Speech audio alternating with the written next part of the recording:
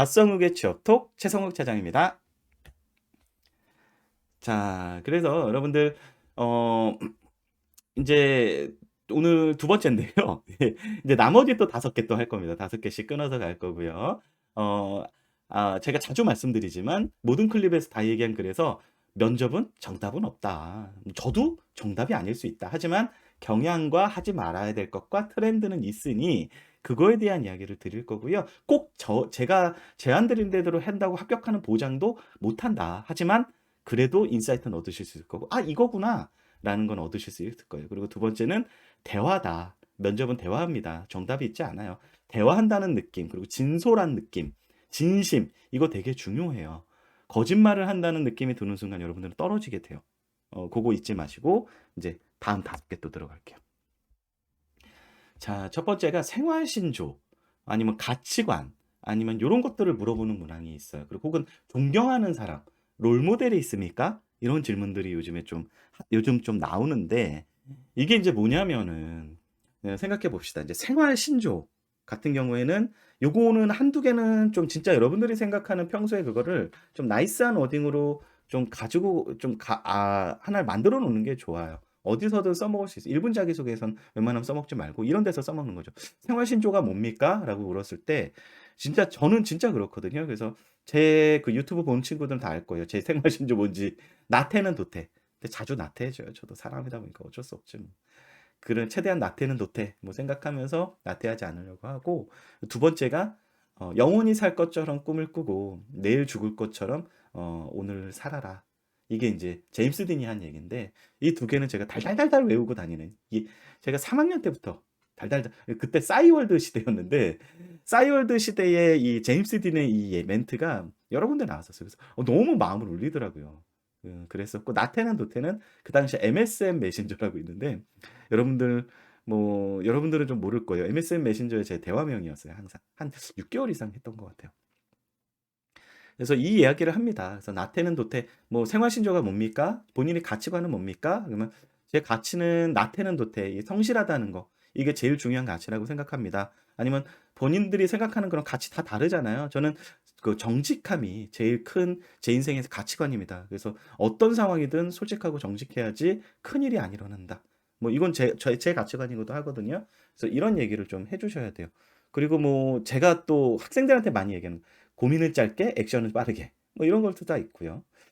그리고 뭐 슬로우 디시전이 거기 패스트 디시전보다 좋지 않다. 뭐 이런 것들. 롱 디시전보다 그 슬로우 디시전이 더 나쁘다. 이건 제가 옛날에 상사님 제 직장 상사가 한 얘기인데 제가 그때 되게 감명을 받았어요. 이 학교라는 조직이 되게 느리거든요. 느린데 딱 그분은 약간 이단아 같은 캐릭터셨어요. 학교에 계신 제 위에 분이었는데 그 얘기를 하시더라고요. 차관급까지 하셨던 분이신데 저기 롱 디시전 그러니까 잘못된 결정보다 더 나쁜 게 있다. 슬로우 디시전이야. 느린 결정이다.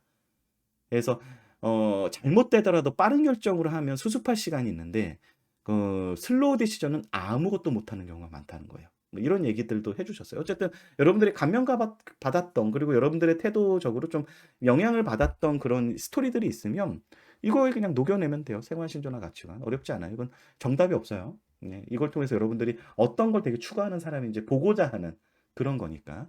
그리고 존경하는 사람도 막 이런 거 물어봐요. "차장님 존경하는 사람 아버지 해도 되나요? 어머니 해도 되나요?" 당연하죠. 예.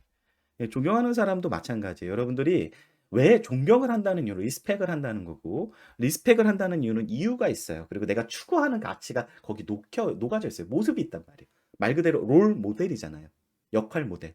그래서 그런 모습들을 내가 이렇게 존경을 한다는 것들은 내가 그런 모습이 되려고 막 이렇게 열심히 뭔가 하고 있다는 거예요. 그래서 존경하는 사람 물어보는 질문들도 편하게 "누구다."라고 해 주고 중요한 건 이유야, 이유. 그 이유가 바로 여러분들이 추구하는 가치가 녹아 있기 때문입니다. 그래서 뭐 아버지를 되게 존경합니다. 왜냐하면 평생 젊게 사시려고 노력하시고 매일매일 가족들 위해서 희생하시고 본인보다 가족이 우선인 것들 보면서 '아 저렇게 따뜻한 그런 아버지가 돼야 되겠다.' 따뜻한 마음을 가진 그런 모습을 보면서 저는 아버지를 되게 존경하게 됐고 제가 어디 사회에 나가든 아니면 직장을 다니든 어떤 곳에서도 좀 따뜻한 사람이 돼야 되겠다라는 생각을 했습니다. 어때요? 요런 얘기 답변게 하면 따뜻함이라는 게 보이죠? 그리고 막 뭐 꼬리 물기 들어오면 "아 왜 그렇게 생각했어요?" 그러면 "아 아버지가 월급날 퇴근할 때마다 통닭을 하나 사 오셨는데 그게 그렇게 따뜻하더라고요." 그래서 제가 정말 고등학교 때 되게 힘들 때 그 통닭 먹고 힘이 낸 것 같아서 '나도 그런 사람이 돼야지. 누군가한테나 통닭 같은 사람이 돼야지.' 생각을 했습니다. 이러면 웃으면서 얘기해야 돼요. 이걸 되게 심각하게 얘기하면 안 돼.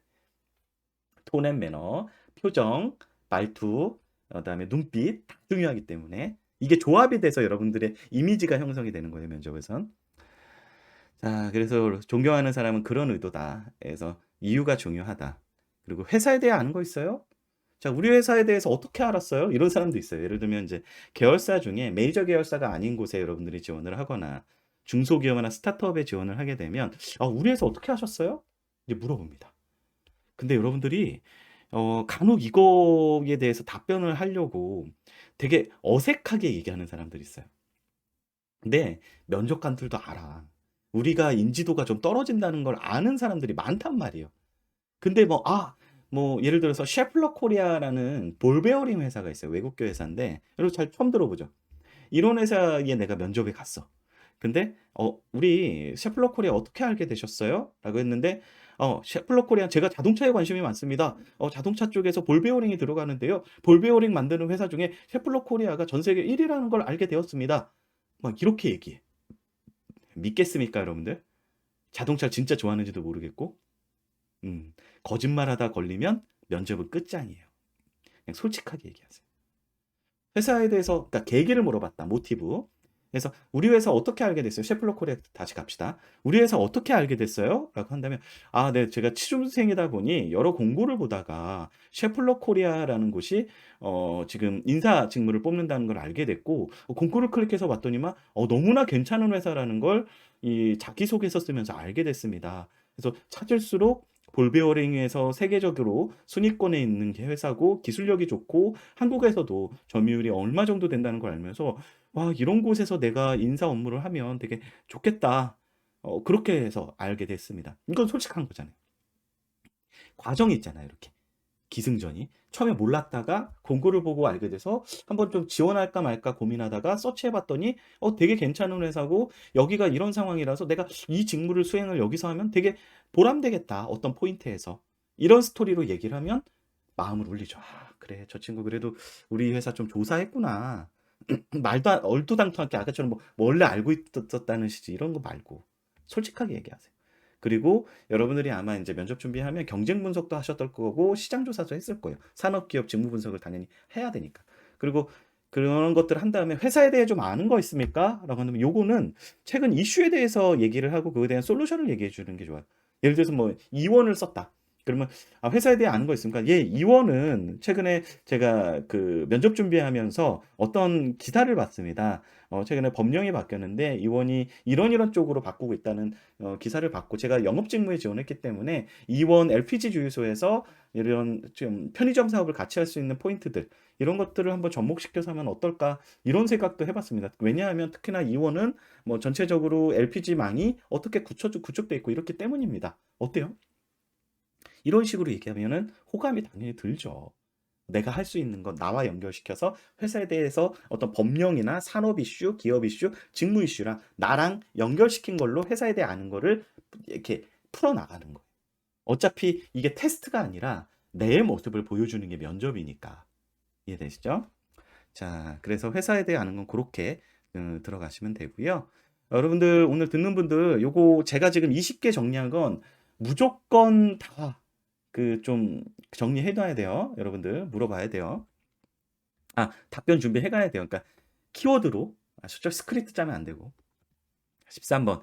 "인생에서 실패했던 경험이 있습니까? 최성욱 지원자?" 뭐 이런 거 물어보죠. "인생에서 그 실패했던 경험 있어요? 극복했던 경험 있습니까?" 이런 거 물어볼 때 우리 인제 이런 질문 많이 받아요. "차장님 아무리 생각해도 실패한 게 없어요." 어 자 그래서 뭐 예를 들면 "실패했던 게 없어요. 어떡하죠?" 막 이런 거 물어보는 친구. 그리고 두 번째 유형이 "사장님 아무리 생각해도 실패가 없고 재수나 삼수 써도 돼요?" 연애 실패한 거밖에 생각이 안 나는데요. 돼요. 예.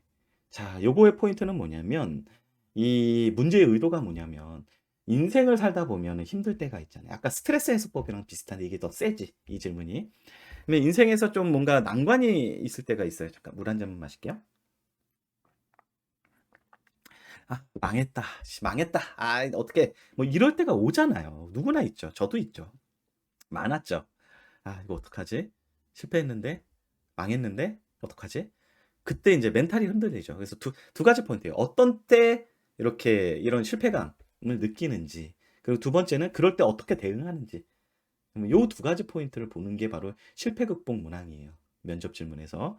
그렇다면 이 소재는요, 어떤 거여도 상관은 없어요. 그래서 여러분들 거창한 걸 실패 안 해도 돼. 뭐 CPA나 고시급 시험을 실패해야지 뭐 이걸 실패했다는 얘기를 할 수 있는 게 아니에요. 그런 거에서 얘기를 해도 되고요. 물론 이제 고시급 실패했다는 얘기를 할 땐 조심해야 돼. 거기에 미련 남은 사람처럼 보이는 것도 안 좋거든요. 미련 남은 사람은 또 퇴사율이 높기 때문에 그건 좋진 않고, 일단은 실패했던 경험을 이야기할 때는 '아, 망했다.' 이런 생각을 해 보세요. '아, 망했다. 내가 언제 망했지?' 조모임도 좋고요. 팀플도 좋고요. 아니면 공모전도 좋고요. 아니면은 동아리 활동할 때 뭐 이렇게 같이 뭐 준비했던 것도 좋아요. 그리고 이 연인 관계도 좋고요. 아니면 교우 관계도 좋아요. 근데 관계적인 건 조심해야 돼요, 쪼끔. 어쨌든 내가 네거티브하게 보이는 건 좀 좋지 않으니까. 그래서 어쨌든 관계적인 측면도 괜찮고, 어떤 팀플이나 이런 프로젝트성의 목표를 향해서 나아가는 것도 좋고, 재수 삼수도 좋습니다. 근데 개인적으로는 재수 삼수는 좀 흔해서 추천드리지는 않아요. 대학 생활을 더 추천을 합니다. 그래서 예를 들어서 실패했던 경험이 뭐 팀플 하다가 망했잖아요. 뭔가 좀 좋지 않은 점수를 받았어. 그러면 "실패했던 경험이 있습니까?" "네, 있습니다. 제가 대학교 3 학년 때 빵빵 수업 뭐 마케팅 원론 수업에서 뭐 저기 마케팅 사례 분석 그런 팀플을 했었는데, 그 당시에 어떤 이유로 조모임이 잘 돌아가지 않아서 망한 적이 있습니다. 그래서 '아, 그때 야, 이거 실패했구나.' 이런 생각을 했었고, 그때 그럼에도 불구하고 배운 게 있습니다. 이럴 때는 이런 식의 해야 되고, 이런 팀플을 할 때는 이런 식으로 해야 되는구나라는 걸 배웠고, 그 배운 게 여러 가지일 수 있어.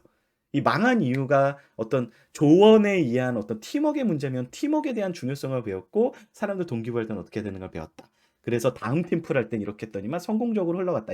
이런 스토리가 라인이 나오면 되게 좋거든요. 그래서 그렇게 얘기해도 되고, 그런 케이스가 있으면, 아니면 이 팀플이 망한 이유가 뭐 이렇게 시간 관리를 조언들이 다 못했다든지, 그러면 시간 관리의 중요성을 배운 거잖아요, 이 실패 원인을 통해서. 그래서 이 원인을 가지고 내가 배운 것들, 갖춘 것들, 내 모습, 내 이런 것들을 보여주는 거예요. 면접은 날 보여주는 거니까. 그래서 그런 걸 배웠고, 그걸 통해서 나중에 했을 때 이렇게 했다. 그리고 그때 좀 실패했다는 그 감정은 뭐 이렇게 맥주 한잔 하면서 풀었다. 뭐 이래도 되고요. 아니면 연인과의 관계도 얘기해도 돼요. 제가 첫사랑 뭐 3 년을 사귄 첫사랑과 좀 연애를 유지하다가 군대 가서 헤어진 게 제가 되게 큰 실패 경험인 것 같습니다. 그 당시에 굉장히 힘들었습니다. 그래서 뭐 군대에서 힘들다 보니 뭐 타령을 할 수도 없는 거고, 일 주일 정도 저희 결국에 이 치유는 저희 선임들이 좀 해 줬습니다. 그래서 선임들이랑 뭐 이렇게 외출 나가서 뭐 외박 나가서 소주도 한 잔 하고 하면서 잊었고, 그때 배운 게 딱 하나 있습니다. 이 사랑이라는 게, 관계라는 게 너무 가까이 가면 찔리는구나. 그리고 너무 멀어져도 안 되고 적당한 관계 유지가 오히려 관계 유지에 도움이 된다는 걸 배웠습니다. 그래서 그 이후에 뭐 연애든 아니면 사람과의 관계든 팀플이든 이런 인간관계에서의 그런 노하우를 그 경험을 통해, 실패의 경험을 통해서 배운 것 같습니다. 어때요? 나쁘지 않죠? 이게 진짜, 근데 진짜여야 돼. 왜냐면 이 진심이 담겨야지 이게 마음이 울리거든요. 마음이 이렇게 '아, 저런 친구구나.'라는 게 파악이 된단 말이에요. 그래서 13 번은 고런 느낌인 거예요.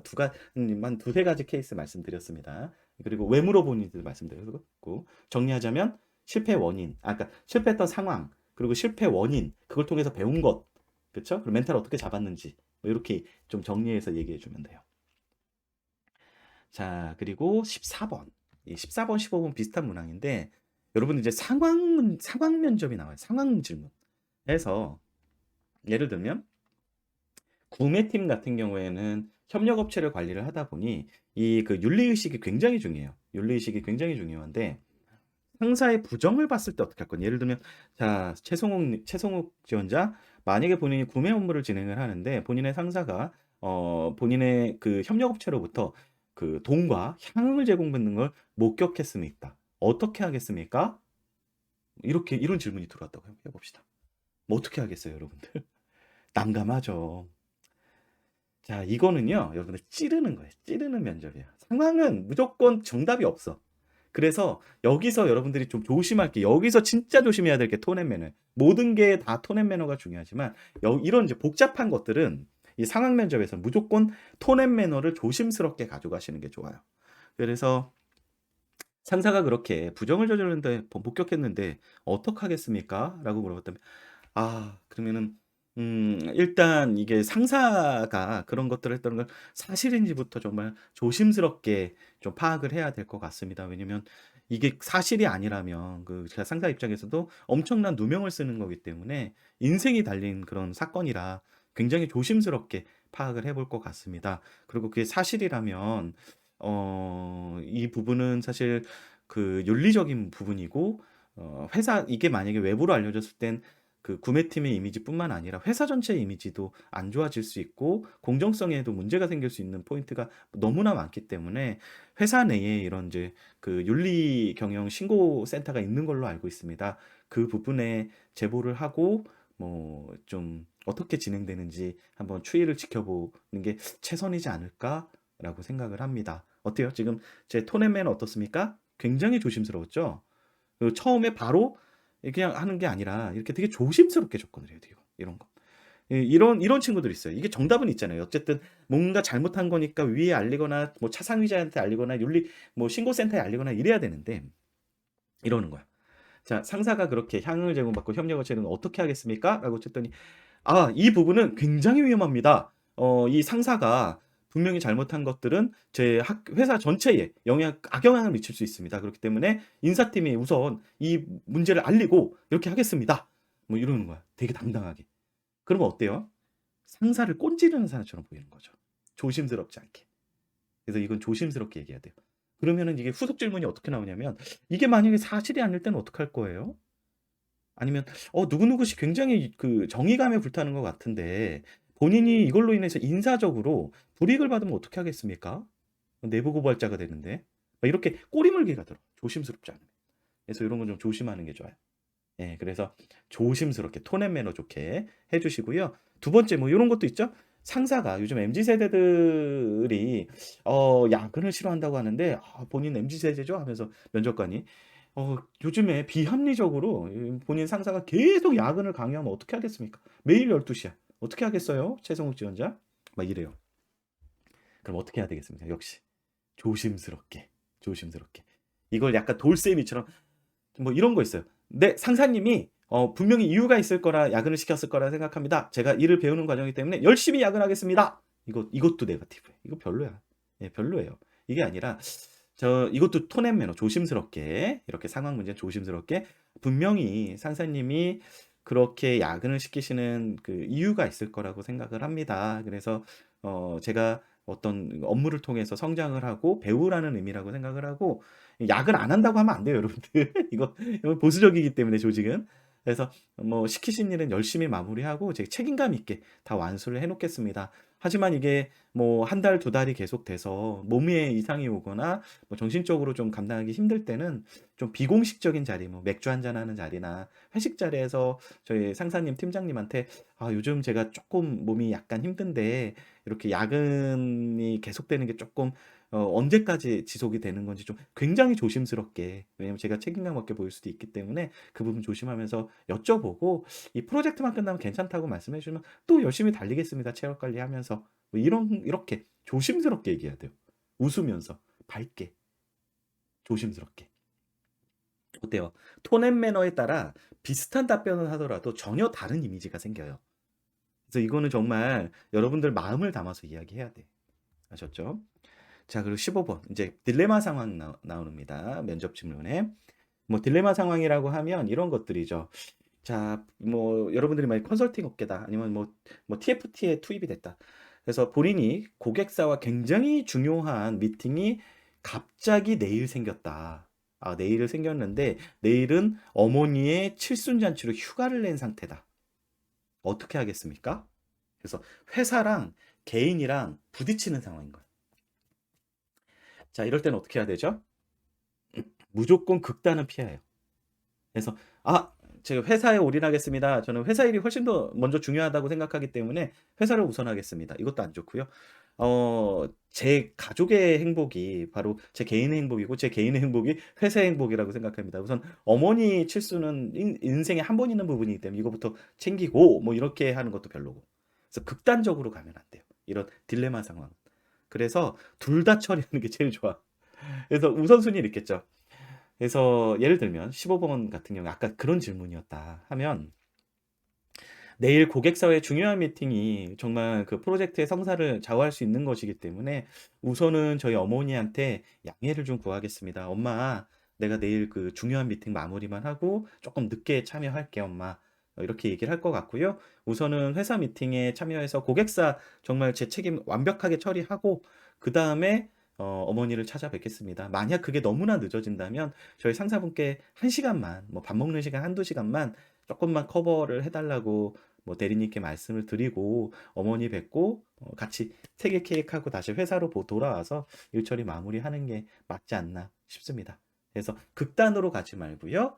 좀 해결책을 제안을 하되 회사에 약간 가까운 게 좋아요. 예. 요런 느낌이에요. 아셨죠? 네, 요렇게 해 주시는 게 좋습니다. 자, 여러분들 뭐 지금 Q&A 쪼끔 올라왔네요. 네. 피피님 전체적으로 감이 잡히는 것 같다고 해 주셨고 앞에 설명을 붙이는 장점. 어필. 뭐 왜 설명을 해야 그래 차별화가 되니까. 랄랄라님, 오랜만이네요. 자주 오셨었는데. 밥버거님, 영구직인데 예비 연구 주제 같은 거 쪼금 준비해 당연하죠. 뭐든지 준비하는 건 나쁘지 않아요. 근데 이제 시간이라는 건 한정돼 있으니까 좀 시간 낭비 안 하게. 왜냐면 나중에 만약에 R&D 쪽이야. 그러면 나중에 좀 그 뭐 종기원이나 그 삼성 뭐 그런 연구소 있잖아요. 연구소 쪽이라면 "나중에 좀 해 보고 싶은 연구 있습니까?" 이런 거 물어볼 수 있잖아요. 그럼 연구 주제 딱 "아 네. 제가 해 보고 싶은 연구 주제가 있어서 좀 준비해 왔습니다." 하면서 얘기하면 얼마나 좋아하겠어요. 자, 그리고 그다음에 둥이트이님, "차장님, 장점을 꼼꼼하다고 해 놨는데 오타 발견했어요. 지적이 들어오면 어떻게 대처하는 게 현명할까요?" 일단은 막 보통 지적이 안 들어와요. 왜냐면 그들도 꼼꼼히 안 보거든, 오타까지 대부분. 근데 오타가 나왔어. 회사명만 아니면 큰 문제는 없어요. 근데 만약에 질문이 뒀다. "아니 지금 본인의 장점이 꼼꼼하다고 하셨는데 자소서에 요 부분 오타 있는데 이거 어떻게 된 거죠?" 그랬더니 이 얼굴이 빨개져야 돼. 죄송합니다. 제가 취준생이다 보니 급하게 자소서를 마무리하면서 좀 놓친 것 같습니다. 정말 죄송합니다. 다시는 요런 거 없게 제가 만약에 입사를 하게 된다면 제가 쓰는 모든 산출물들은 2 번, 3번 검토하겠습니다. 죄송합니다." 뭐 요 정도예요, 요 정도. 아셨죠? 자, 뭐 고게 뭐 최선이죠 뭐. 그 이상은 뭐 할 수 있는 게 없잖아. 예. 예. 그냥 좀 미안해 하세요. 예. 그리고 취준생이다 보니 급하게 뭘 하다 보니 실수했다. 죄송하다. 앞으로 안 그러겠다. 뭐 요거죠 뭐. 자, 요거 질문 다음 질문은 쪼끔 이따가 갈게요. 자, 요거 유튜브 이 면접 클립 많으니까 보시고요. 네.